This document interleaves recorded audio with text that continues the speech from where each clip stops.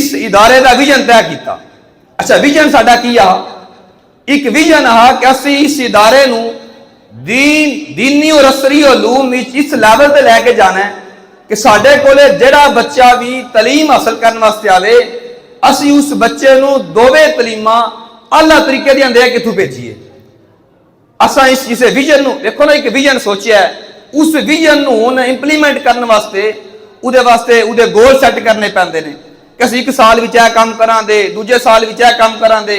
तीजे साल विच यह काम करांगे, 2025 विच यह करांगे, 26 विच यह करांगे। असां 2021 विच बह के जिस वक्त विजन सैट किया 3 साल पहला, उहदे विच साडे कोले 2 बुनियादी साडे विजन है। और मैं जिस तरह पहला अर्ज की है कि जिहड़ा विजन तय किया जाता है उस विजन नूं तय करके गोल सैट किए जाते हैं। असां जिस वक्त विजन है रख लिया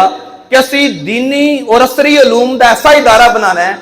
जिथे बच्चे नूं दोवें तलीमां आला म्यार दियां दे के भेजना है। फिर उस हिसाब नाल असीं गोल सैट किए।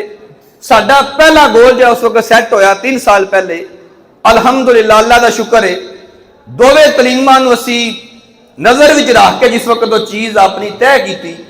अज असीं उस मुकाम ते खड़े हाँ कि असीं जो 3 साल पहला सोची ही कि असीं इत्थे वो करावांगे, अज 3 साल बाद अलहमदुलिल्लाह अल्लाह का शुक्र है, साडे मौलाना आसम इकबाल साहब माशाअल्लाह, साडे सास्ता इकराम, जितने भी साडी टीम है और जितने मुआमनीन ने इन्हां दियां कोशिशां एफर्ट्स नाल असीं अज उस लैवल ते खड़े हाँ जो 3 साल पहला असीं सोचिया हा। जिस वक्त कोई इंसान सोचता है और उस सोच नूं फिर इंप्लीमेंट होया वेखदा है, उस चीज़ की शक्ल वेखदा है, उस चीज़ का स्ट्रक्चर वेखदा है, ढांचा वेखदा है, उस बंदे नूं मज़ीद खुशी होती है। तबलीगी मरकज़